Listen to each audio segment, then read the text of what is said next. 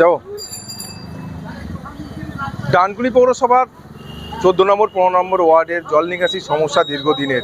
BJP নেতা আকাশ তিনি এই ডানকুনি যে জল সমস্যা নিয়েই একটা ফেসবুক লাইভ করেন এবং তারপরেই দেখা যাচ্ছে ফেসবুক লাইভটা শুনেই যে কাউন্সিলর কল্লোল দে সে আজকে কিন্তু সাংবাদিক বৈঠক করে। আজকে এই সাংবাদিক বৈঠক কী কারণে ডেকেছেন?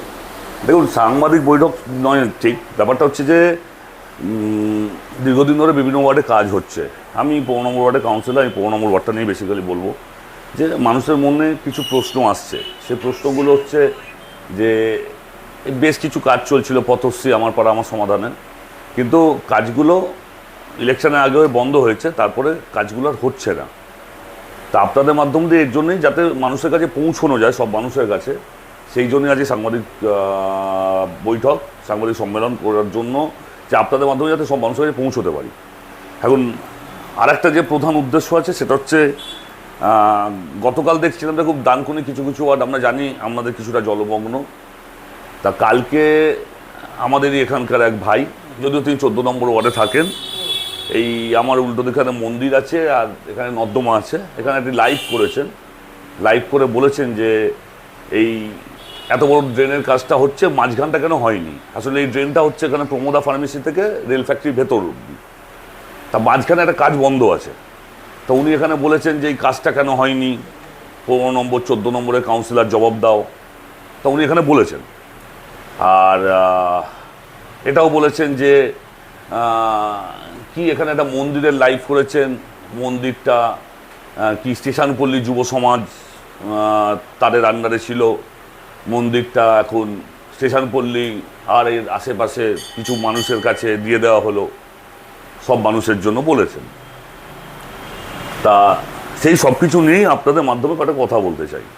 প্রথমত আসি মন্দিরের কথায়। দেখুন, মন্দির এখানে মন্দির ছিল না, মন্দির ছিল স্টেশনের ভেতরে।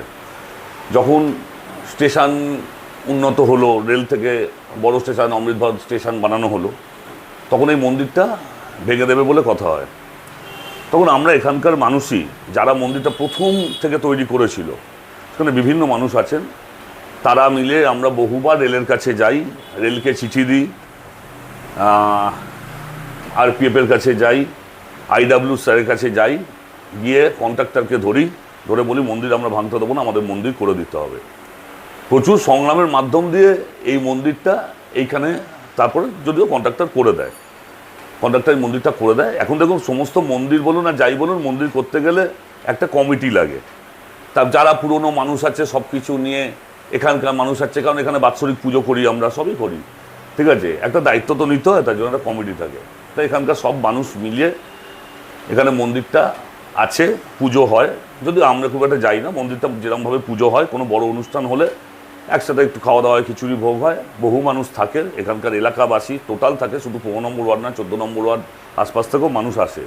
মন্দিরে তো কোনো পার্টির ঝান্ডা থাকে না, মন্দিরটা সব মানুষের জন্য, হিন্দু ধর্মের সব মানুষের জন্য মন্দির। তো মন্দিরটা সবাই আসে। হঠাৎ করে ফেসবুকে কোনো ভুল বার্তা, তার জন্যই এখানে বলা যে মন্দিরটা খুলে দেওয়া হলো, কমিটি থেকে একজন দাঁড়িয়ে বলে গেলো অন্য কমিটিতে দিয়ে দেওয়া হলো, এরকম হাস্যকর ব্যাপার। মন্দির চালান, মন্দির সব মানুষের জন্য যেন উন্মুক্ত থাকে, মানুষ যেন দুহাত ধরে প্রণাম করে যেতে পারে, এইটুকুর জন্যই মন্দির। এবার আসি দ্বিতীয় কথা হচ্ছে এখানে দাঁড়িয়ে উনি বলেছেন যে এখানে নাকি কাজটা বন্ধ, 14 নম্বর আর 15 নম্বরের কাউন্সিলর জবাব দাও।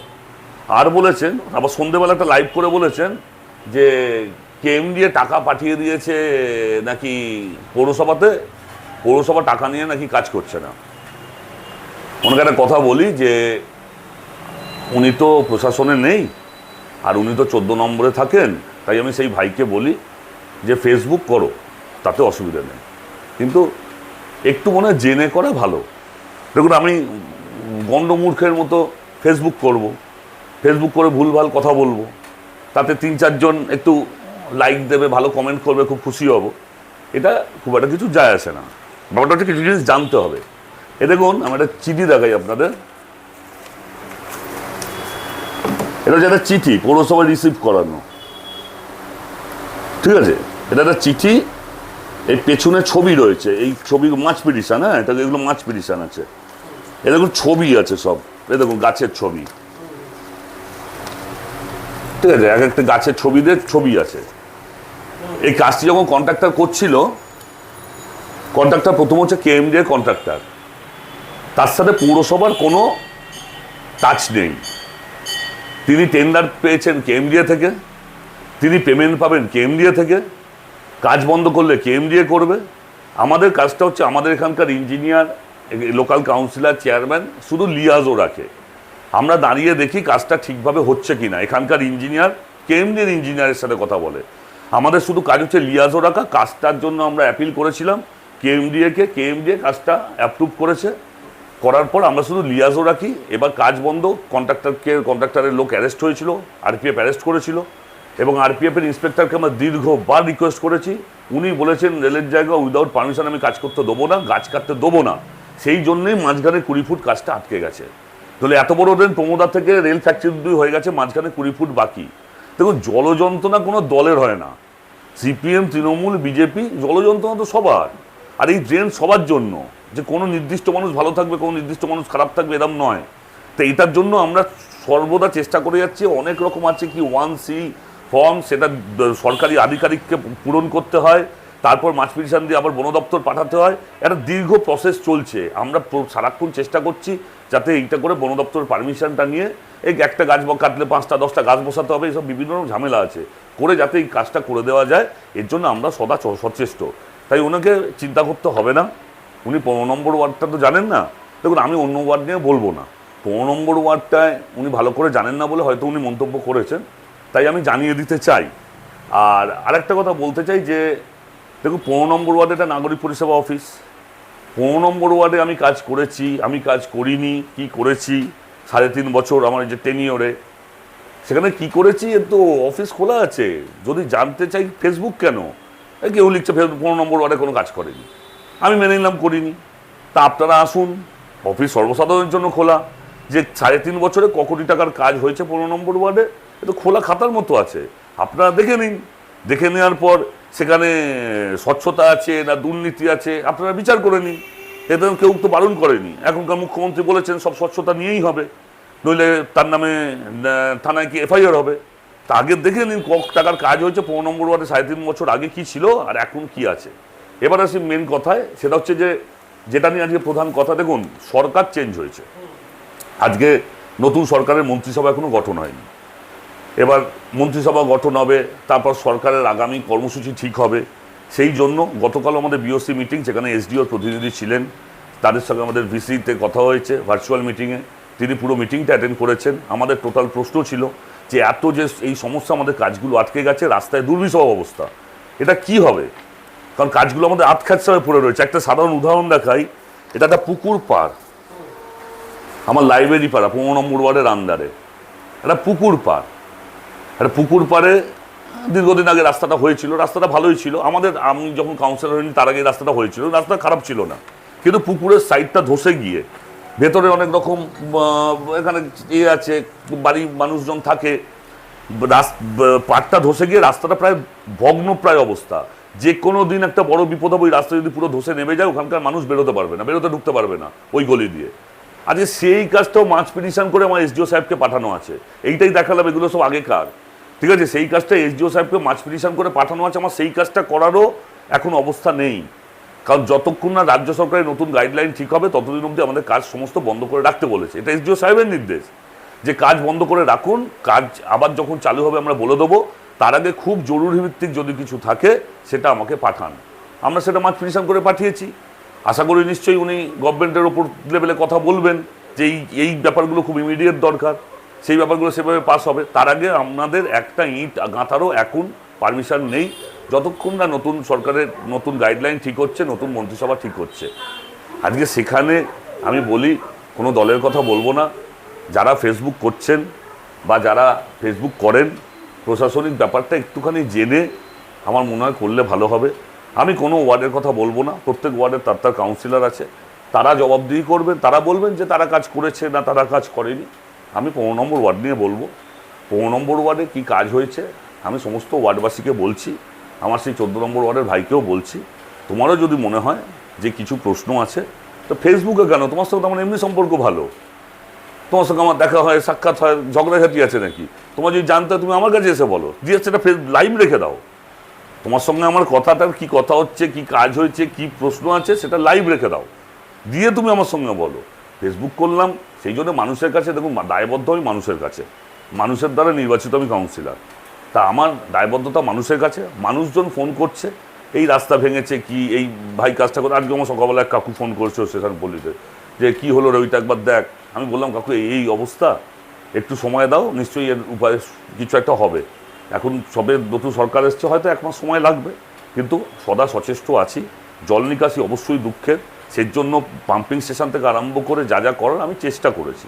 তা সেইটাই আপনাদের মাধ্যমে জানাতে চাই, মানুষকে বলি একটু ধৈর্য ধরে বসুন। আমি জানি এই বর্ষাকালে একটু কষ্ট হয়তো হবে, ঠিক আছে, একটু ধৈর্য ধরে বসুন। সরকার আবার নিজের কাজ শুরু করলে আমার মনে হয় এই সমস্যাগুলো কেটে যাবে। আমি দেখলাম যে সকালবেলা যে কল্লোলদা পাশের ওয়ার্ডে 15 নম্বর ওয়ার্ডে কাউন্সিলর একটা সাংবাদিক বৈঠক করেছে। তো আমার প্রথম প্রশ্ন হচ্ছে, ওনাকে সাংবাদিক সম্মেলনটা আমার লাইভের পর কেন করতে হলো? আজ এই কাজটা 2 থেকে 3 মাস আগে থেকে বন্ধ হয়ে পড়ে আছে, উনি এখনো পর্যন্ত সাধারণ মানুষকে সেটা জানালেন না কি কারণে কাজটা বন্ধ হয়ে আছে, সেটা জানানোর অধিকার ওনাদের। ডানকুনি পৌরসভায় 21টা কাউন্সিলর তৃণমূলের ছিল, নিরঙ্কুশ প্রাধান্য নিয়ে এখানকার সাংসদ তৃণমূলের, বিধায়িকা তৃণমূলের, এবং উনি বলেছিলেন যে আমার ক্ষমতায় ফিরে এলে উনি জল নিকাশির সমস্যা নিয়ে সমাধান করবেন। কিন্তু তারপরেও আজকে 4 তারিখে ফলাফল ঘোষণা হয়ে যাওয়ার পর ডানকুনি পৌরসভার অর্ধেক কাউন্সিলরদের খুঁজে পাওয়া যাচ্ছিল না তাদের অফিসে। তাদের ধারণা ছিল যে বিজেপি কার্যকর্তারা তাদের ওপর কোনো হিংসা ছাড়াবে, কিন্তু এরকম কোনো কিছু ঘটনা ঘটেনি ডানকুনি পৌরসভায়। কিন্তু এই যে জায়গায় এখানে দাঁড়িয়ে আছি, গত বছর ঠিক এই সময় বর্ষাকালে ডানকুনি পৌরসভার চেয়ারম্যানকে ভেতরে জনরোষ মানুষ দেখিয়েছিল এই জল যন্ত্রণার জন্য। সাধারণ মানুষের জানার দরকার নেই যে কাজটা কারা করবে, কেএমডিএ করবে, যদিও আমি জানি কাজটা কে করবে বা বর্তমানে কিভাবে হবে। তার জন্য আমি লাইভটা করেছিলাম যে ওনারা যাতে সম্মুখীন হন সাধারণ মানুষের, কেন যেহেতু বিজেপি এখন এখানে ক্ষমতায় আসছে, পশ্চিমবাংলায় সবাই আমাদের থেকে কৈফিয়ত চাইছে। আমি তৃণমূলের কাউন্সিলরদের যারা যারা এই কাজের সঙ্গে যুক্ত এবং ডানকুনি পৌরসভা যাদেরকে ভোট দিয়ে মানুষ জিতিয়ে নিয়ে এসছে তাদের কাজ করার জন্য, তাদের কাছে আমি অনুরোধ যে 15 বছর ধরে এই এরিয়ার জল নিকাশি সমস্যার কেন সমাধান হয়নি। আর 2 নম্বর প্রশ্ন, উনি একটা প্রশ্ন করলেন, উনি লাইভেই বলছিলেন, আমি শুনলাম যে এখানে গাছ কাটা নিয়ে কিছু একটা ঝামেলা হয়েছে। তো গাছ কাটা নিয়ে ঝামেলাটা কি হয়েছিল উনি সঠিকভাবে বলেননি। তৃণমূল কংগ্রেসের কোনো এক কার্যকর্তা এখান থেকে একটা মেহগিনি গাছ ছিল, ঠিক একটুখানি এগিয়ে একটা মেহগিনি গাছ ছিল, সেই গাছটা নিয়ে কোথাও চলে যাওয়া হচ্ছিল। তার জন্য এলাকার একজন বিশিষ্ট তৃণমূল নেতৃত্বকে আরপিএফ 3 ঘন্টা বসিয়ে রেখেছিল আরপিএফ অফিসে। সেই কথাটা উনি এড়িয়ে গেছেন যে কোন তৃণমূল নেতাকে, উনি খালি বললেন যে গাছ কাটা নিয়ে ঝামেলা হয়েছিল, তারপর আরপিএফ বলে দিয়েছে, বন্ধ করেছে যে রেলের পারমিশন না নিয়ে তোমরা কি করে গাছ কেটে নিয়ে যাচ্ছ। কিন্তু উনি কিছুটা জিনিসটা আবঝা রেখেছেন, পুরোটা বলেননি। অত ব্যাপারটা ওটা নয়, ডানকুনি পৌরসভায় এখনো পর্যন্ত তৃণমূলের সব কাউন্সিলর, কিন্তু এই এরিয়ার জল নিকাশি সমস্যার সমাধান কবে হবে মানুষ তার উত্তর চাইছে তাদের কাছ থেকে। কেন দীর্ঘ 15 বছরের ওপর তারা এই সমস্যার সমাধান করতে পারেননি। এখন বিজেপি সরকার এসছে, আমি জানি পুরো ব্যাপারটা এসডিওর আন্ডারে হবে, সব কিছুই জানি, কিন্তু আমার প্রশ্ন যে ওনারা কেন মানুষের সম্মুখীন হচ্ছেন না, কেন দায়ভার থেকে এড়িয়ে যাচ্ছেন? যে এতদিনে যে কাজগুলো পেন্ডিং হয়ে যেগুলো কাজগুলো বাকি আছে পরবর্তীকালে কি করে হবে, ওনারা সেই দায়ভার থেকে এগিয়ে যাচ্ছেন কেন? ওনাদেরকে নিজেদের অফিসে দেখতে পাওয়া যাচ্ছে না কেন? এতদিন 4 তারিখের পর থেকে আজকে 30 তারিখ হয়ে গেল, এখনো পর্যন্ত ঠিকভাবে মানুষদের সহযোগী পরিষেবা তারা পাচ্ছে না মানুষ, এলাকার মানুষ। তার জন্যই আজকে কালকে এই লাইভ করা। এ বিষয়ে আপনারা কি বলবেন অবশ্যই কমেন্ট করবেন কমেন্ট বক্সে। এই ধরনের খবর পেতে নজর রাখবেন ডিএনএন বাংলা। ডিএনএন বাংলা সবার মনে সবার ফোনে।